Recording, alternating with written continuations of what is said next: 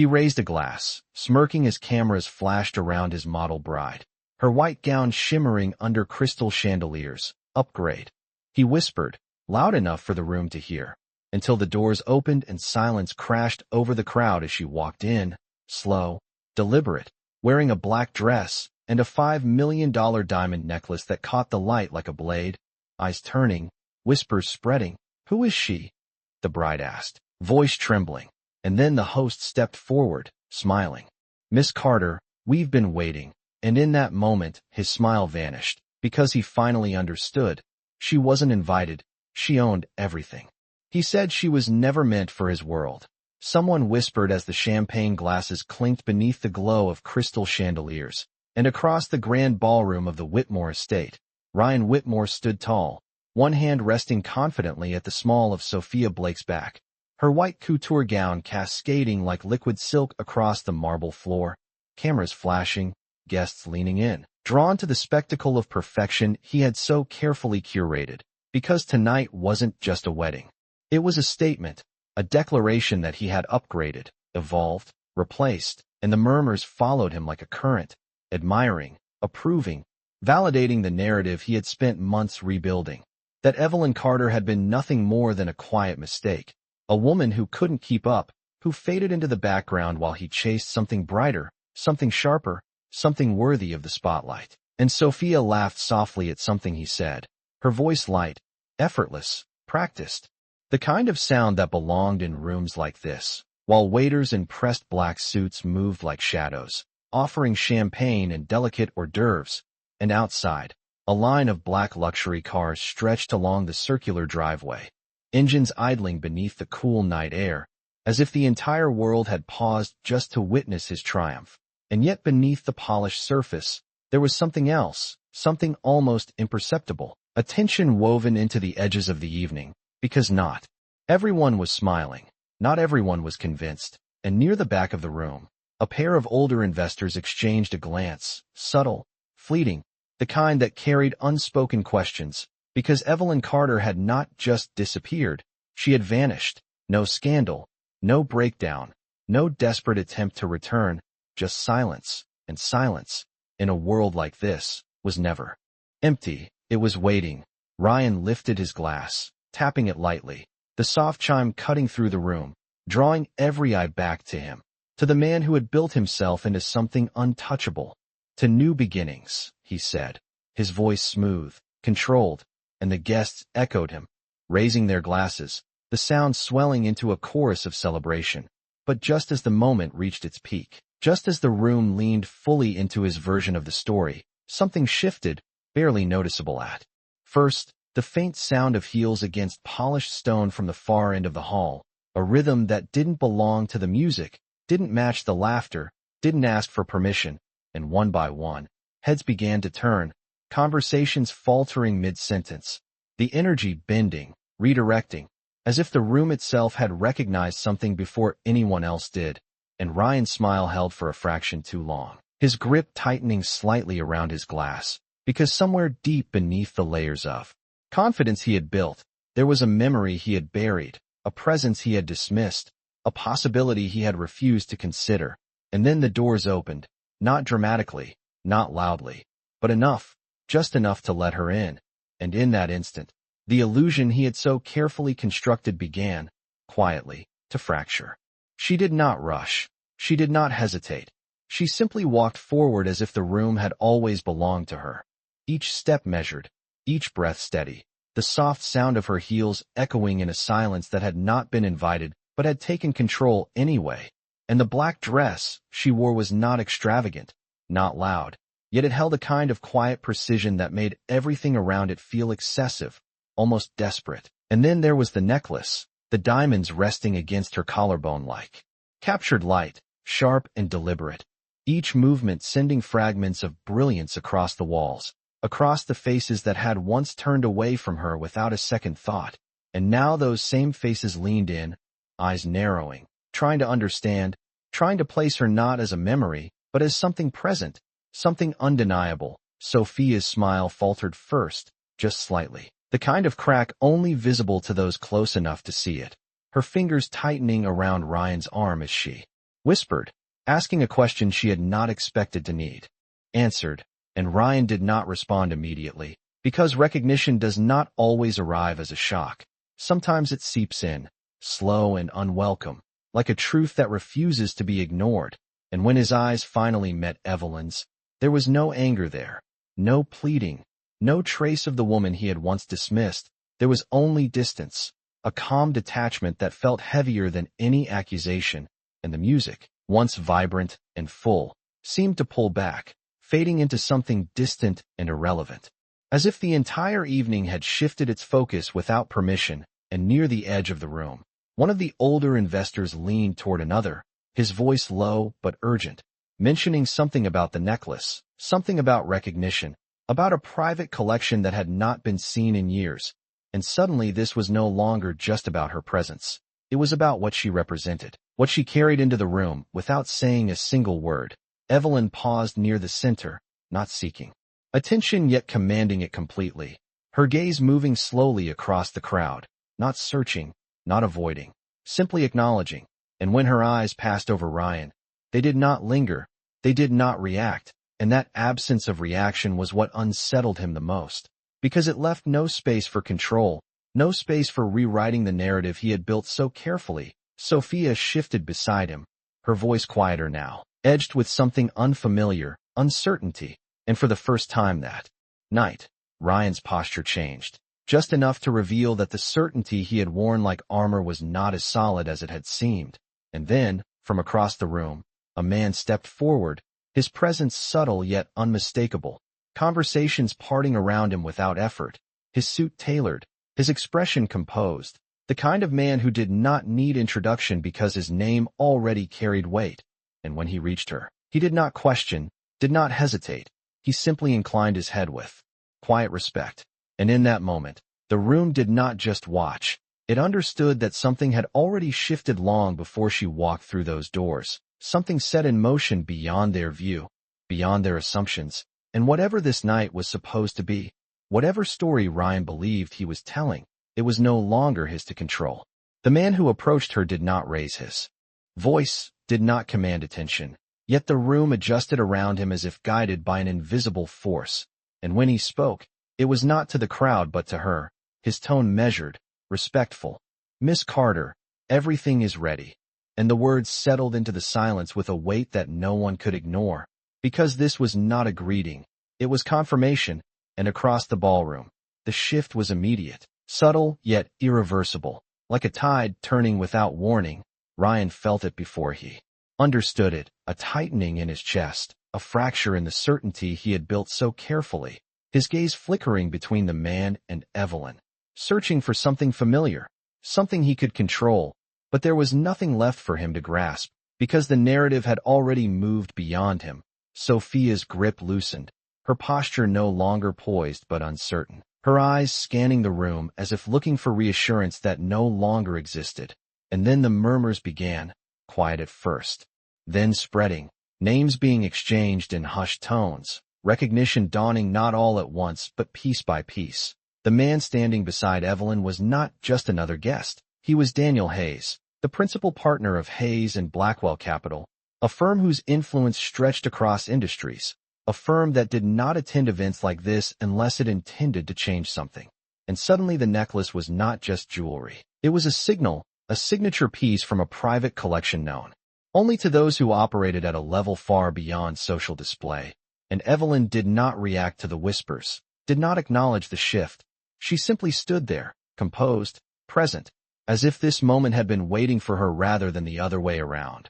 Ryan took a step forward, instinct overriding hesitation, his voice lower now, stripped of the effortless confidence he had carried earlier. "Evelyn," he said, her name unfamiliar in his mouth, as if it belonged to someone he no longer knew. And for the first time, she turned her attention fully toward him, not with anger, not with bitterness, but with a calm clarity that made everything else feel distant.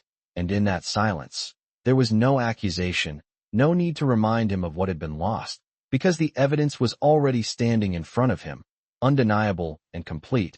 Daniel glanced toward the center of the room where the event coordinator stood frozen, waiting for direction that no longer belonged to him, and with a slight nod, The signal was given, the kind of silent communication that carried more authority than any announcement. And then the coordinator found his voice, unsteady at first, before settling into something formal, rehearsed. "Ladies and gentlemen," he began, the room falling still once again. "We are honored to confirm that tonight's acquisition and hosting rights have been secured by Hayes and Blackwell Capital, under the direction of Miss Evelyn Carter." And the words landed with a precision that left no room for misunderstanding, because in that single statement, everything was rewritten: the event, the power, the ownership, and Ryan stood there, the center of attention only moments ago, now reduced to an observer in a space he no longer controlled. His wedding no longer the story of the night. Sophia's expression shifted, the confidence she had worn, dissolving into something quieter, more fragile, as she slowly withdrew her hand from his arm, and Evelyn, having said nothing, having demanded nothing, simply inclined her head slightly, acknowledging the room not as an equal, but as someone who had already moved beyond it. And then, without urgency, without hesitation, she turned, the diamonds catching the light one last time as she walked away, leaving behind a silence that spoke louder than anything she could have said. And in that silence, Ryan finally understood that she had not returned to be seen. She had returned because she no longer needed to be. The doors closed softly behind her, yet the absence she left behind felt louder than any applause. And for a moment no one moved, no one spoke, as if the entire room had been paused in the exact second they realized the story they believed in had just unraveled. Ryan remained where he stood, his glass still in his hand though he no longer remembered lifting it, the condensation sliding slowly down the side, unnoticed, irrelevant, his gaze fixed on the space she had just crossed as though he could somehow rewind it, reshape it, return to a version of the night where he was still in control. But control, once lost, does not return the same way. Sophia shifted beside him, her posture no longer aligned with his, her shoulders turning slightly away as her eyes followed the murmuring crowd, and the whispers had changed now. No longer admiring, no longer supportive, but sharp, curious, dissecting, because people like this did not just witness power, they recalculated themselves around it, alliances bending in real time. And across the ballroom, a group of executives who had been waiting hours to speak with Ryan now redirected themselves entirely, their attention pulled toward the exit she had taken, toward the invisible gravity she carried with her. And it was in that subtle migration that the truth settled in, not loudly, not dramatically, but with a quiet finality that left no room for denial. This night was no longer his. The wedding that had been designed to elevate him now existed as a backdrop to something far greater, something he had not seen coming. And he exhaled slowly, the sound almost lost beneath the rising hum of conversation, because for the first time, he did not know what to say, and that absence of words felt heavier than any accusation she could have made. Sophia finally spoke, her voice controlled but thinner than before, asking a question that lingered between them without comfort, without reassurance. And Ryan did not answer right away, because the answer required something he had avoided for too long: recognition, not of her, but of himself, of the choices that had led to this moment. And somewhere near the entrance, Daniel Hayes paused briefly, exchanging a quiet word with one of his associates before. Following the same path Evelyn had taken, his presence no longer needed to command the room because the shift had already been completed. And outside, the line of black cars remained, engines still running, headlights cutting through the night like steady signals of movement, of departure, of a world that did not wait for anyone to catch up. And inside, the music attempted to return, hesitant at first, uncertain, as if even it understood that something fundamental had changed. And Ryan lowered his glass without drinking, his reflection faintly visible in its surface, distorted, unfamiliar, because the man who had walked into this evening certain of his place was no longer the same one standing here now. And as he turned slightly, watching the doors that had already closed, he understood something he had never considered before, that losing her had not been the end of a chapter, it had been the beginning of something he was never meant to control. And somewhere beyond those doors, beyond the lights and the whispers and the carefully constructed image he had just lost, she was not looking back, not even once. The celebration tried to recover, but it no longer belonged to the man at its center, and that realization lingered in the air like a quiet echo that refused to fade.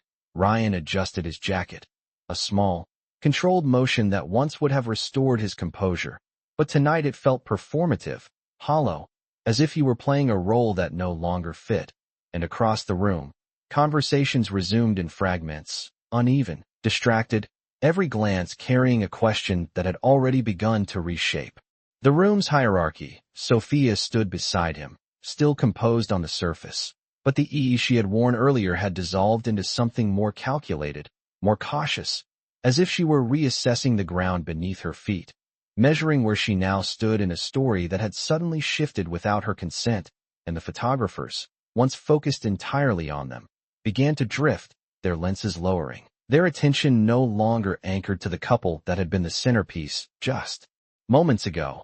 And that subtle withdrawal felt louder than any direct rejection, because it was quiet, effortless, undeniable, and Ryan noticed it. Of course he did, because men like him were trained to read rooms, to anticipate shifts before they happened. But this time he had not seen it coming, and that failure pressed against him with a weight he could not ignore. He took a slow breath, scanning the crowd again, searching for something familiar, some indication that he could reclaim the narrative. But what he found instead was distance, not hostility, not sympathy, just distance, the kind that forms when people begin to move on without you. And near the edge of the ballroom, a conversation caught his attention, low voices discussing numbers, ownership, influence, words that had nothing to do with weddings and everything to do with power. And for the first time, he understood that what had entered the room was not just a person, it was a presence that redefined value itself. And Sophia's voice broke through his thoughts, softer now, more measured, asking quietly, "Did you know?" And the question lingered between them, not accusing, not emotional, but precise, and Ryan did not answer immediately, because the truth was not simple. It was layered with assumptions he had never questioned, decisions he had never revisited, and the realization that he had underestimated her not just once, but entirely and completely. And somewhere beyond the ballroom, past the tall glass doors and the line of waiting cars, Evelyn moved through a different kind of silence, one that did not judge, did not measure, simply existed, and Daniel walked beside her without speaking, his presence steady, unobtrusive, the kind of partnership that did not need to be displayed to be understood. And as they reached the car, the driver opened the door with quiet efficiency, the interior lit softly, a contrast to the bright spectacle she had just left behind, and for a brief moment, she paused, not to look back, but as if acknowledging the weight of something finally completed, not revenge, not closure, but something quieter, something more final. And then she stepped inside, the door closing with a soft, decisive sound that separated two worlds completely. And inside the ballroom, Ryan remained standing beneath the fading glow of chandeliers, surrounded by the remnants of a night that was no longer his. And in that stillness, he realized something he had never allowed himself to consider before, that the moment he believed he had won was the exact moment he had already lost. He just had not seen it yet. The car door closed with a soft, final sound, and as the vehicle pulled away from the glow of the estate, the noise of the night dissolved into something distant, something irrelevant. And inside the quiet interior, Evelyn leaned back slightly, her reflection faint in the darkened glass, the diamonds at her neck now still, no longer scattering light for an audience, no longer performing, just existing. And for a moment there was nothing, no words, no movement, only the steady rhythm of the road beneath them. And Daniel sat across from her, not watching, not questioning, simply present, the kind of presence that did not intrude, that did not demand explanation, because whatever had just happened required none. It had already spoken for itself. And outside, the city stretched into view, towers rising against the night sky, windows lit like distant constellations, each one a reminder of the world that continued forward, unaffected, unbothered. And inside that world, she had found her place. Again, not by returning to who she was, but by becoming someone entirely new. And across town, the ballroom still shimmered, but its light had dulled, its energy fractured, the music now louder than before, almost forced, as if it were trying to fill the space she had left behind. and Ryan finally moved, setting his glass down on a passing tray, his fingers lingering for a fraction too long before releasing it, as though letting go of something more than just crystal. And Sophia watched him carefully, her expression composed but distant, calculating in a way that had not been necessary before, because this was no longer the same equation she had entered, and he could feel it, that shift, subtle yet undeniable, the way her posture angled slightly away, the way her silence carried more meaning than her earlier laughter, and he turned toward her, attempting to reclaim something, anything, but the words did not come as easily as they once had, and when he finally spoke, his voice lacked the effortless certainty that had defined him. "It does not change anything," he said, though even as he said it, the statement felt incomplete, unconvincing, and Sophia did not respond right away, her gaze drifting across the room where conversations had already begun to reorganize themselves around a new center, a new name, and when she finally spoke, it was not with accusation, but with quiet clarity. "It changes everything." And that was the moment it settled, fully, completely, the understanding that what had happened was not temporary, not a passing disruption, but a permanent shift, one that could not be undone with a speech, a smile, or a carefully staged image. And outside, the car slowed as it reached a towering building of glass and steel, the entrance illuminated with understated elegance, doormen already stepping forward as the vehicle came to a stop, and Daniel exited first, because the proof had already been given, not in words, not in confrontation, but in presence, in timing, in the undeniable shift she had created simply by walking into a room and then leaving it behind. And somewhere far above, the lights of the building reflected back at her, not as a spectacle, but as a quiet confirmation that she had not just returned, she had arrived. Morning arrived without ceremony, the city already awake before the sun fully claimed the sky, and from the floor to ceiling windows of her office, Evelyn watched the lights spread across glass towers and quiet streets far below, the world moving forward in its usual rhythm, unaware of the quiet shift that had taken place the night before, and inside the space around her, everything was still, deliberate, intentional, the kind of stillness that comes not from emptiness but from control. And on the polished desk in front of her, a series of documents lay arranged with precise order, numbers, projections, agreements, each one a thread in a larger structure she had built piece by piece, far from the noise of rooms like the one she had walked into and out of so effortlessly. And Daniel stood near the window, reviewing a tablet, his expression unchanged, focused, as if last night had been nothing more than a necessary step in a longer plan, because for him, and for her, it had never been about spectacle, it had been about timing, and she reached up briefly, unclasping the necklace, the diamonds catching the morning light one last time before she set it down, no longer needing its brilliance to speak for her, because what it had represented had already been delivered.